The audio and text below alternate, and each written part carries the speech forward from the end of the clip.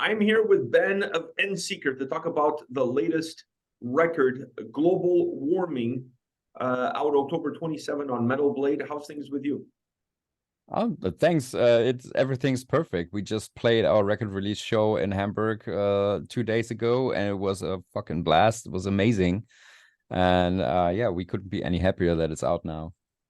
So now that the album is out and you start to get some feedback, is this a time that you look forward to, or you're a little bit anxious about? I guess it's a little bit of both, because I mean, like, we're super convinced about the album because we worked on it for almost 2 years, I guess.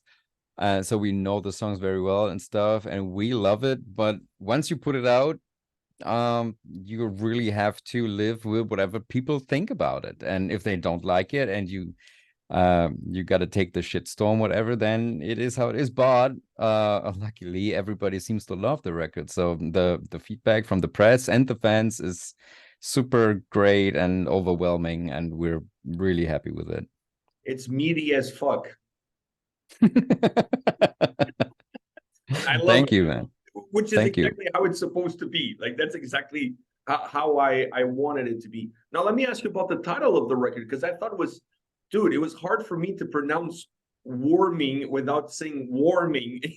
Like, it's a real it's a real play on words there. What inspired that title, and how does that title then connect with the rest of the album lyrically?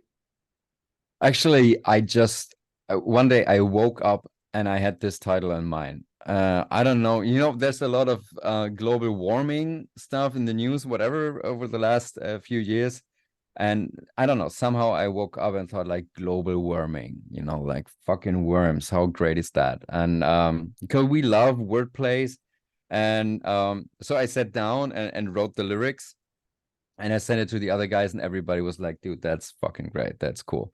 That's album title material. And yeah, at the end, when we finished all songs, we agreed on that. That's the album title.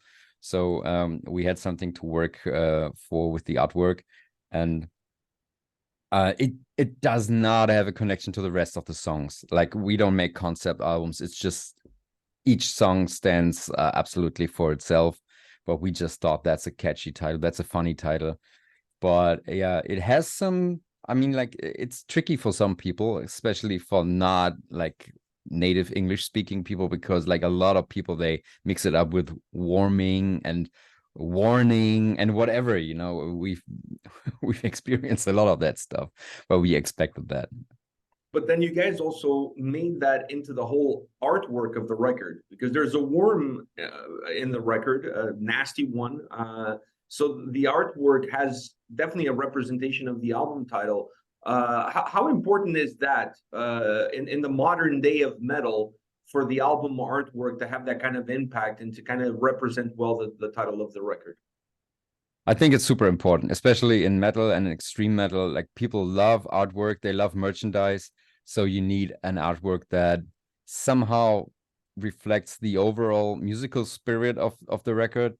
And in our case, it just has to be gory and slimy and stuff like that.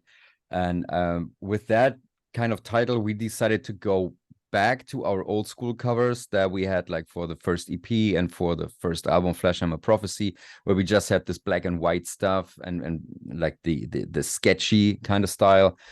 We thought that's a good thing to go back to that style for this one, since we were a little more modern with the cover of Mount Carcass.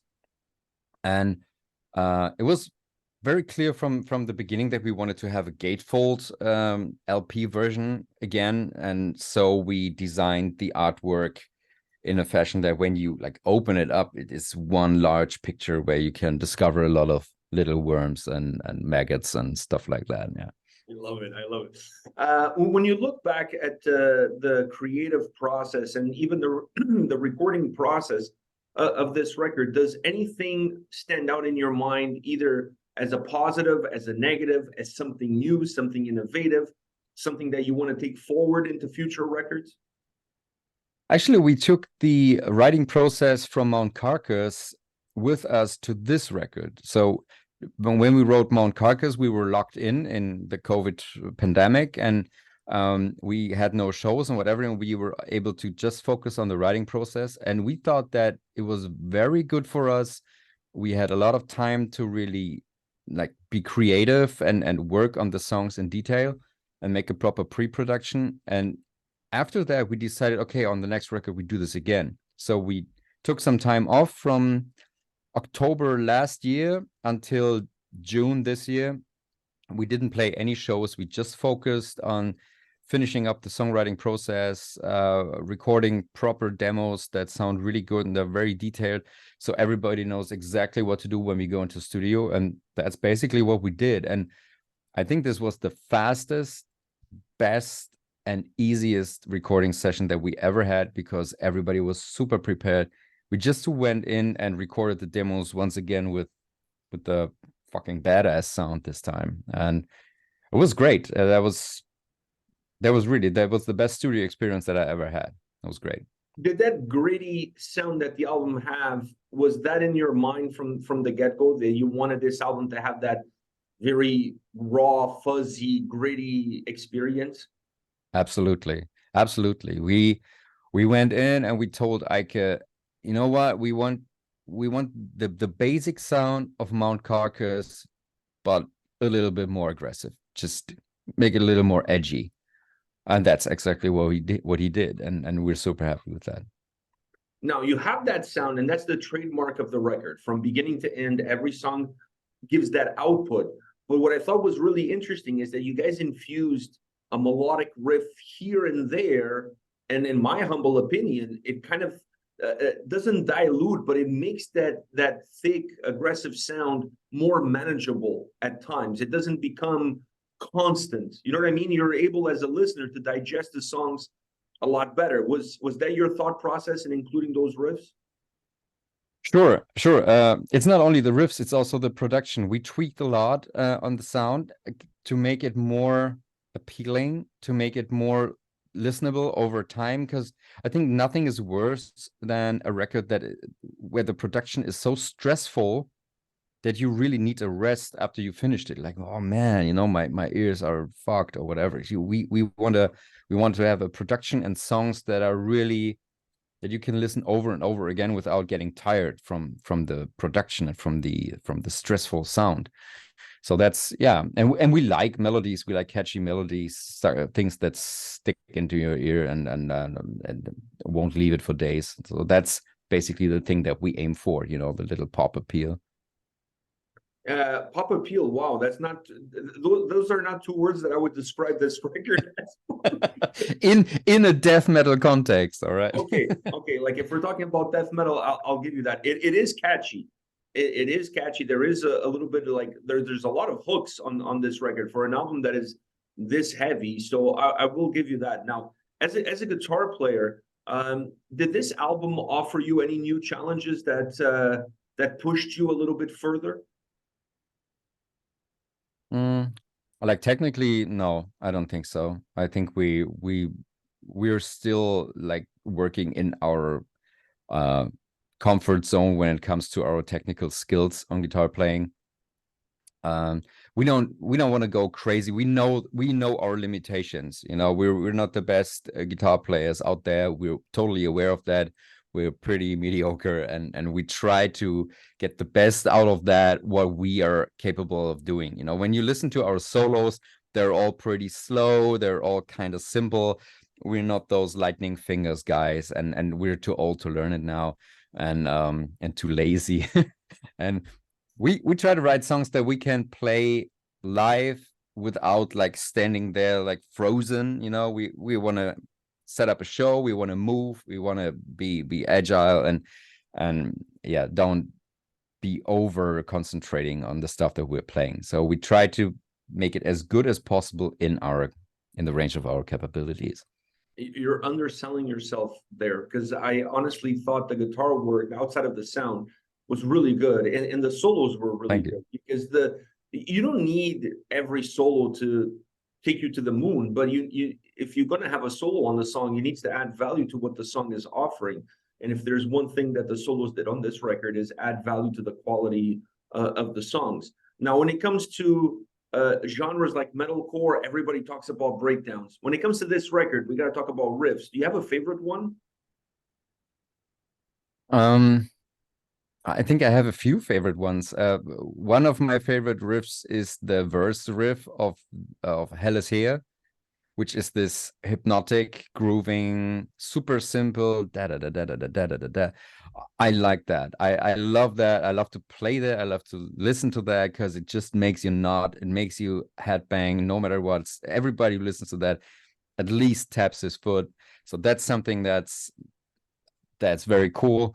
Oh man, it's hard to pick a favorite riff. It changed, or when we have the C part or whatever you want to call it from Violence is Gold, where we slow it down a little bit, and where it's the yeah, where it goes into the halftime part. The guitars they play two different voices, and I really like that part. I think that's one of the best parts we've ever written. So that's a good stuff on it. But Do you always start your creative process with the riff, or do these songs all have different origin stories, if you will? no, like for me, for the songs that I contributed to the album, it always starts with a riff. I pick up the guitar and I sit down and just try to jam a little bit and see what's coming up. And if a riff pops up that catches my attention over a few minutes, I try to work on that and try to find riffs that might fit to it. Then I start working to make a song from it, program drums and all this stuff. But if nothing pops up, like when I'm half an hour in, I'm done for the day. Then I know nothing's going to come out of me. So I'm really relying on spontaneous inspiration from the universe or something. Have you ever brought a riff, an idea to the guys, and they're like, "Dude, that was in our first album"? No, I mean, of course, there are some riffs that are kind of similar to stuff that we have already done. Not as bad as with AC/DC, maybe, but of course, you tend to forget your first records, especially the songs that you don't have in your live set anymore. Then it can happen that you accidentally write a riff that is very similar to something that you have already written like six or 7 years ago. But yeah, if somebody recognizes it, then yeah, you tweak it a little bit and then it's fine. When you guys were putting this record together, at what point did you guys start to think about the number of songs you guys wanted on the album and the length of the album? Because to be honest with you, I thought those were two key ingredients in allowing this record to really work, considering that extra aggression that the sound had. Well, the final length of the songs, it just appears when we were done with the demos, because when we're recording the vocal demos last, when the whole instrumental stuff is done, but sometimes you have to adjust the instrumental parts. Maybe you kick something out or shorten something or make something longer. So while the vocals are not recorded, it's hard to predict how long the record will really be. And we wrote 10 songs, but once they were done, we knew, okay, this is one song too much. We just want to have 9 songs on the record. We don't want to go too far over the 40-minute mark, because I think everything that goes over 40 minutes for a death metal record is it's difficult. It's exhausting, I think. And so we kept one song and put it as a bonus track on a 7-inch vinyl that is in the deluxe box set that we have, which is unfortunately only sold in Europe. But yeah, there's a vinyl with a bonus track available here. At least it didn't go to waste. No, it's too good to throw it away. Just we had a hard. It was a hard process to decide which song we want to put out on the bonus 7-inch one. Yeah. Do you guys look at what other death metal bands are doing? What's happening with the genre?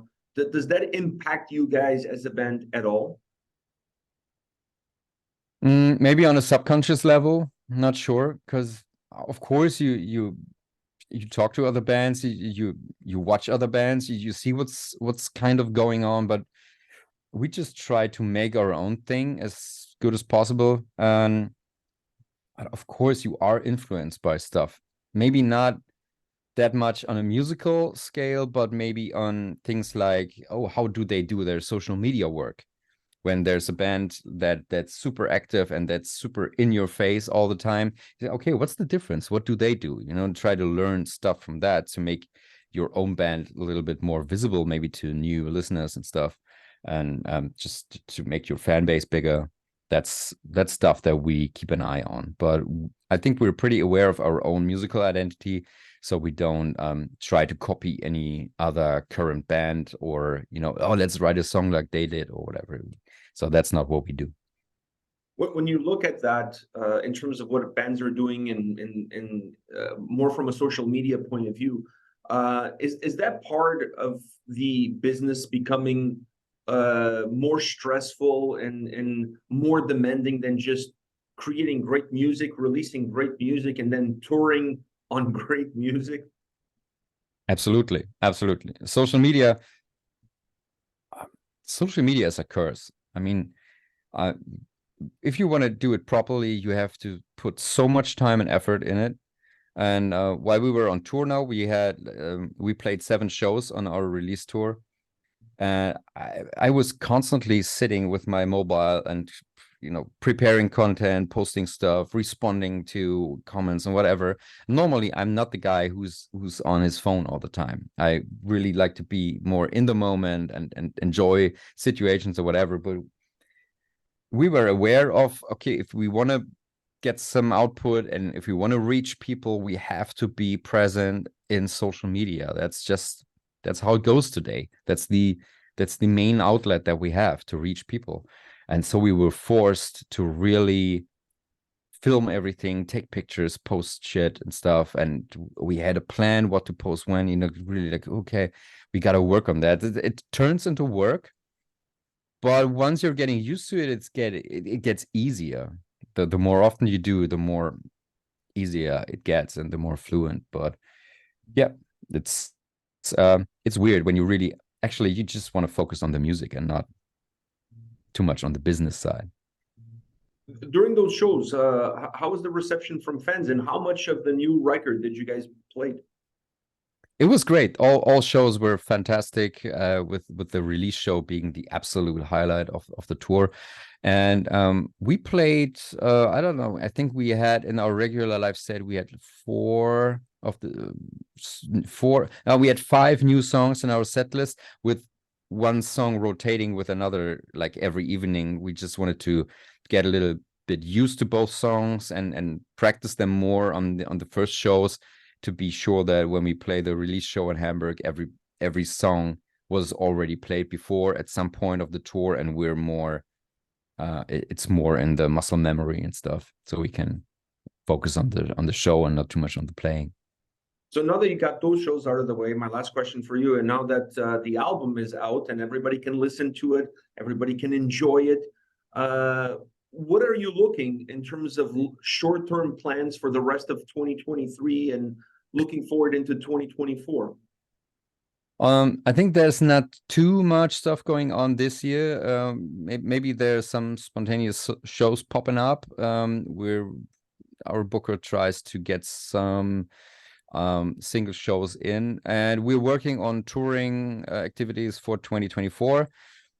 Our biggest wish, or the main point on our bucket list, I'd say, is to get a support tour for whole of Europe. We would like to go on tour with a bigger band, opening up for them, and be able to tour all European countries. Because yeah, we've been touring Germany up and down for quite a while, and we wanted to go further outside of Germany for years now, but then we had COVID and whatnot, and now the economic situation is not that good, so everything's getting super expensive. Touring is fucking expensive. It's ridiculous. We're paying twice as much for our touring bands now than we did before the pandemic. That's absolutely insane. So it's getting more difficult to tour, but we're still hoping that we find a tour that is affordable for us and that takes us outside of Germany and to explore the rest of Europe. And yeah, when we're talking about touring overseas, honestly, I don't really see that coming because I don't know how that would be financially possible at this point. Maybe at some point in the future we would love to, of course, which band wouldn't? But yeah, we're in the moment we're focusing on the European market and try to get to play some shows there and to explore more of the countries and the fans outside of Germany. I hear you. I think fans, for the most part, don't really realize how expensive and difficult it is for bands to tour. I mean, especially coming here to North America. Udo just rescheduled his North American tour to 2024 because of logistical issues and price changes, and you know how it is. It's crazy, and you see massive bands having to do that. Machine Head canceled a North American tour at the beginning of the year because of not being able to get tour buses and everything. Cruise 4 times the price that it was before. It's crazy. So I feel your pain there. Yeah, and for us as Europeans, we have to pay for the visa to get over there to work because touring is work, and I think they raised the price by like 2 or 3 times since That's COVID. what I heard. Yeah, and so like for a small band like us, it's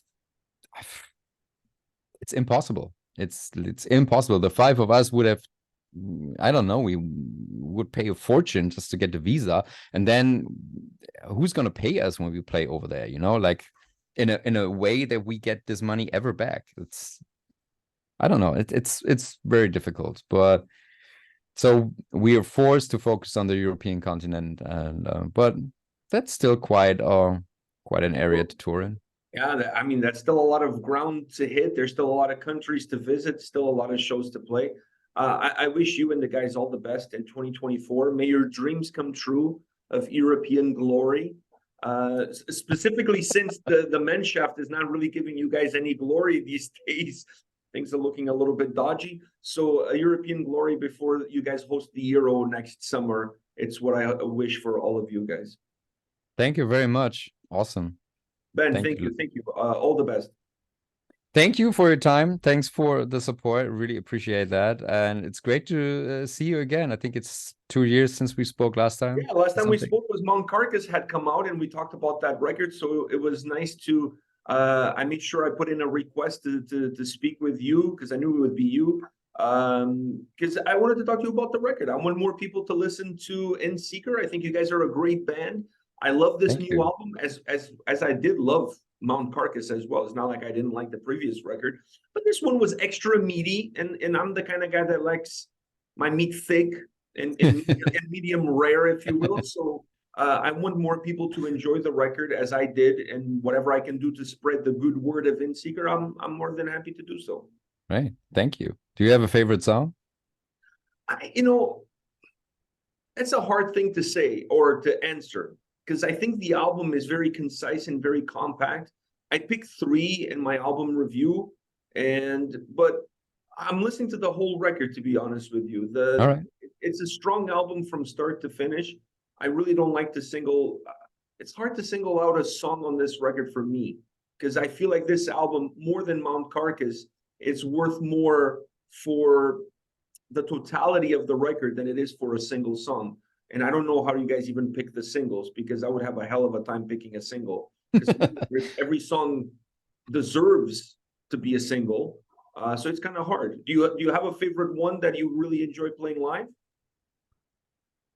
Actually, no, not really. They're all great. They're all great to play. They're really fun to play. I think we played 7 songs from the record on the release show, and it was just pure fun. It was great. Yeah, it works out really good. But the record in general has such a great flow to it. You press play and you're fully engaged with the album until the record ends. It's not one of those records that, afterwards, after you listen to it a few times, you pick 2 or 3 songs that you really like. Those make part of your playlist and you move on. I think this record, to me, I enjoy it beginning to end. It has a nice feel globally. Thank you very much. That's awesome to hear. Great. I wish more people listen to albums that way, but I know everybody's on Spotify picking their favorite tracks and whatever, but that's not for me. I don't even have Spotify. No, me neither. Me neither. I don't like that. I listen to records the old school way, actually. That's me too. I think we're dinosaurs, but it is what it is. We are. Absolutely. All right, Ben. Thank you very much for your time, man. All the best. Thank you very much. Same to you. Hope to talk to you soon. All right, man. Take care. See ya. Bye-bye.